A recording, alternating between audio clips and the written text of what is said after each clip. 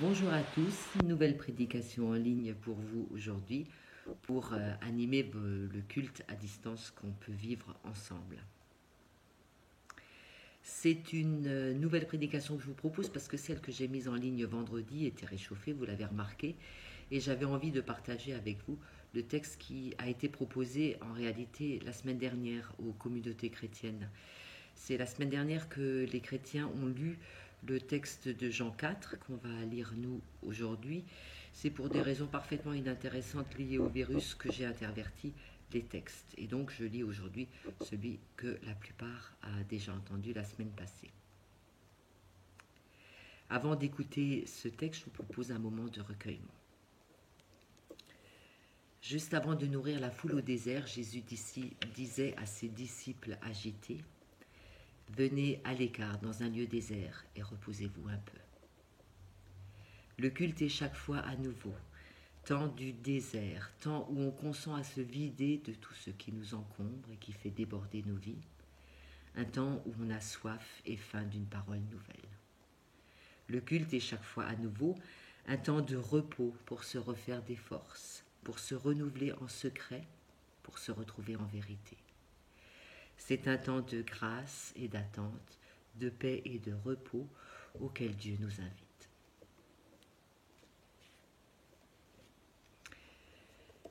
Dans l'Évangile selon Jean, donc au chapitre 4.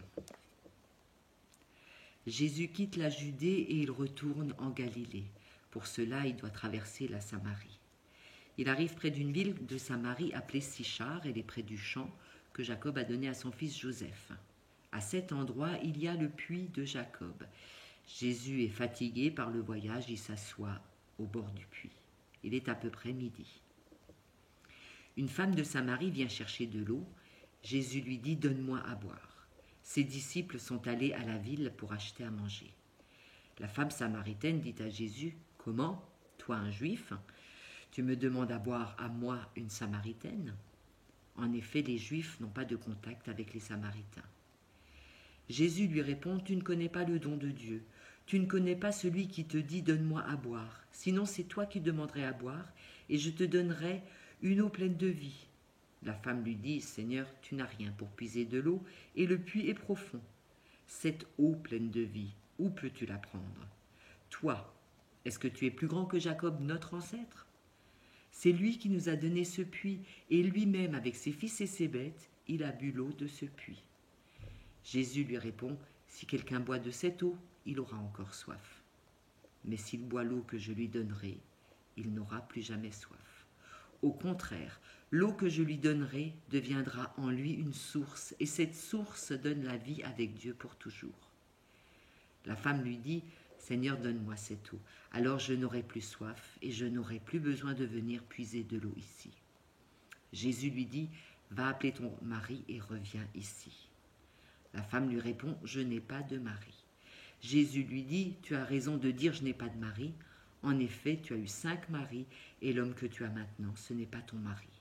Tu as dit la vérité. Alors la femme lui dit: Seigneur, tu es un prophète, je le vois. Le texte continue sur plusieurs versets encore, et je vous engage à lire un peu plus loin jusqu'au verset 43, par exemple, 42, pour saisir un peu plus l'ensemble de l'histoire. Moi, je vais m'en tenir là, parce que non, je crois que ce serait un peu trop long. Pour expliquer ce texte, il y a souvent deux choses que les spécialistes mettent en avant. La première, c'est que cette femme, si elle se trouve au puits à cette heure bizarre, parce que personne ne va chercher son eau à midi, il fait beaucoup trop chaud, on est déjà allé la chercher plus tôt parce qu'il faut arroser le jardin, donner à boire aux animaux, faire la cuisine et tout ce genre de choses. Pourquoi elle se trouve au puits à cette heure-là? Personne ne va. Eh bien, c'est parce qu'elle a honte. Parce qu'elle n'ose pas sortir en même temps que les autres personnes, de peur d'être moquée, de peur d'être l'objet de colibés, de rumeurs et de remarques désagréables, parce qu'elle a eu 5 maris. Voilà, donc elle aurait honte, et elle resterait chez elle en attendant que tout le monde soit allé chercher son eau, et elle irait ensuite seulement pour être sûre de n'y rencontrer personne, parce qu'on pourrait lui faire des remarques sur son état conjugal.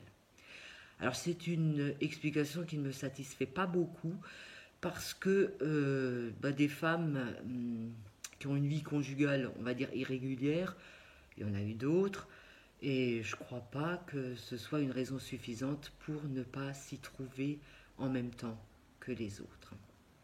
Donc là déjà, moi je ne suis pas tellement satisfaite de l'explication traditionnelle qu'on donne du fait que cette femme se trouve à une heure indue au puits. Et puis, avant d'aller plus loin, la deuxième explication qu'on donne très souvent de ce texte, c'est que y a un malentendu entre Jésus et la femme. C'est que très vite, nous, lecteurs, on comprend que c'est pas de l'eau H2O dont parle Jésus, alors que la femme, elle met un temps infini à comprendre que Jésus parle au deuxième degré. Voilà, alors je trouve que c'est pas très agréable à entendre quand on est une femme, que celle-ci, elle est particulièrement lente à la détente. Et je ne pense pas non plus que l'évangéliste Jean ait eu ça à cœur, hein, qu'il ait eu l'intention de présenter cette femme comme n'étant pas spécialement maligne et mettant du temps à comprendre ce que Jésus enfin essaye de lui dire. En fait, je crois qu'il faut aller au-delà de ces explications un peu basiques et essayer d'étendre la problématique qui s'y trouve à des enjeux beaucoup plus intéressants que juste une situation matrimoniale qui est ce qu'elle est, ma foi, chacun fait comme il peut avec sa vie, et un cerveau de femme qui serait un peu plus lent à comprendre que celui des messieurs, excusez-nous. Alors, moi, je crois que dans ce texte, quand on parle de la Samaritaine, on parle de la Samarie dans son ensemble. Vous le savez, la Samarie, ça se trouve au milieu de la Judée, qui est plus au sud avec Jérusalem, et de la Galilée, plus au nord. Et c'est une région qui est séparée du reste d'Israël, si on veut, même si le terme n'est pas bon. On va dire la Samarie est séparée de la Judée depuis très longtemps, depuis des siècles. C'est des gens qui se sont séparés il y a très très longtemps et qui ont vraiment suivi des chemins chacun de son côté. Tant et si bien qu'ils en sont venus à être un peu des frères ennemis. Et quand il est question de la Samaritaine, en fait il est question de la Samarie, et c'est bien la Samarie en elle-même, je crois, qui répond à Jésus, et qui comprend immédiatement ce dont il est question, parce que la vraie question, si vous m'avez mise en pause et que vous avez lu la suite du récit, ce que je pense qu'il aurait fallu faire, vous comprendrez que très vite, le nœud du problème, ou en tout cas le symptôme de la discussion entre Jésus et la Samaritaine, c'est le lieu où il convient d'adorer Dieu. Les Samaritains, ils ont chez eux une montagne, le mont Garizim, sur lequel ils prient Dieu. Alors que du côté de la Judée, on a Jérusalem où on prie Dieu au temple. Et c'est là qu'il est supposé être Dieu. Pour les Judéens, il est au temple de Jérusalem. Pour les Samaritains, il est sur le mont Garizim. Et c'est ces deux traditions contradictoires, séparées depuis très longtemps, qui s'affrontent en réalité dans ce discours entre Jésus et la Samaritaine. La Samaritaine, très vite, va dire à Jésus, vous les Juifs, vous dites, il n'y a que le culte, il n'y a que l'adoration au temple de Jérusalem qui est valable. Nous, on dit que c'est sur le mont Garizim que ça marche. Nous, on a avec nous l'histoire, on a la tradition qui est liée à Jacob et donc à Joseph. Nous, on est fort de cette tradition-là. Vous avez choisi de dire qu'il n'y a qu'à Jérusalem que les choses sont valables. On a là vraiment deux options complètement différentes, deux querelles de clochers. Autrement dit, est-ce que c'est le culte au temple qui est valable ou à l'église? Est-ce que c'est à la mosquée qu'on prie vraiment Dieu ou est-ce que c'est à la synagogue? Ces histoires-là, on les connaît par cœur et on a tous vécu ça, on s'est en tout cas tous posé la question un jour ou l'autre. C'est cette question-là qui est au cœur de la rencontre entre Jésus et la Samaritaine, je crois. Et c'est cette question-là qui est la seule vraie question, en dehors de toutes les considérations matrimoniales ou de limites intellectuelles. Et Jésus répond, et elle l'a compris, cette Samaritaine, elle l'a compris bien plus vite que ce qu'on veut bien croire. Elle a compris que la question c'est qui à la prière la plus valable, qui adore Dieu comme il faut, là où il faut, avec les coutumes et les us qu'il faut, qui est légitime en quelque sorte. Et Jésus va lui dire en fait, Jésus n'annule pas un lieu au détriment de l'autre. Jésus dit en fait le seul culte valable, c'est le culte en esprit. Et ce temps-là vient, et il le dit un peu plus tard, le moment arrive et c'est maintenant où Dieu donne son esprit. Ceux qui l'adorent vraiment, l'adorent avec l'esprit, comme le Fils l'a montré. La seule adoration valable, elle n'est pas liée à un lieu, à un contexte ou à une tradition bien particulière ou légitime selon nos critères. Le vrai culte, dit Jésus, c'est le culte qui nous dépasse.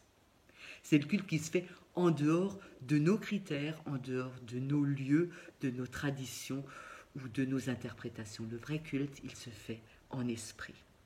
Et je crois qu'avec ces temps particuliers de confinement, c'est exactement ça qui nous est proposé de vivre.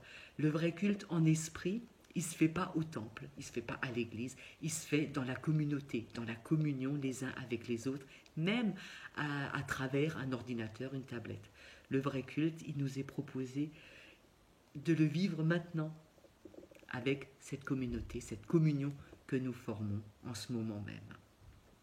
Le vrai culte nous dépasse, mais il nous rassemble et il se moque complètement des séparations que nous avons mises en place pendant les siècles passés, celles que nous avons établies et auxquelles nous tenons peut-être un peu trop. Voilà la prédication que je vous proposais, l'explication évidemment un peu sommaire de ce texte, très complexe, que vous pourrez encore lire tranquillement chez vous. Comme d'habitude, je vous propose de finir avec une prière. Cette prière nous vient de la communauté de Iona en Écosse. Parce que le monde est beau et que la beauté est une chose fragile, et que nous sommes les gérants de la création, nous avons besoin de toi, Seigneur. Parce que le savoir paraît illimité et que nous ne savons pas ce qui est au-delà de notre savoir, nous avons besoin de toi, Seigneur. Parce qu'il nous est possible de vivre sans toi, que nous sommes libres de nous opposer à toi, et que nous pourrions idolâtrer notre propre bon sens, nous avons besoin de toi, Seigneur. Parce que tu vins parmi nous et que tu t'assis à nos côtés, parce que tu nous entendis parler alors que nous l'ignorions, et que tu guéris nos douleurs et nous permis de te blesser, puisque tu nous aimas jusqu'à la fin et triomphas de toutes les haines, nous avons besoin de toi, Seigneur. Amen. Pour finir, on m'a demandé de vous indiquer un chant pour qu'on puisse finir ce moment avec la louange, une autre forme d'adoration. Je vous propose le chant qui se trouve dans le recueil Arc-en-Ciel au numéro 273. Ce chant s'appelle « Je passerai ma vie à dire à tous les hommes que tu es bon ». Je suis sûre que vous le trouverez sans peine sur YouTube. Alors je vous propose de le chanter en guise de fin de célébration. C'est la fin de ce petit temps de culte. Je vous embrasse à distance comme il est de rigueur. Je vous souhaite un très bon week-end et au plaisir de se rencontrer très bientôt.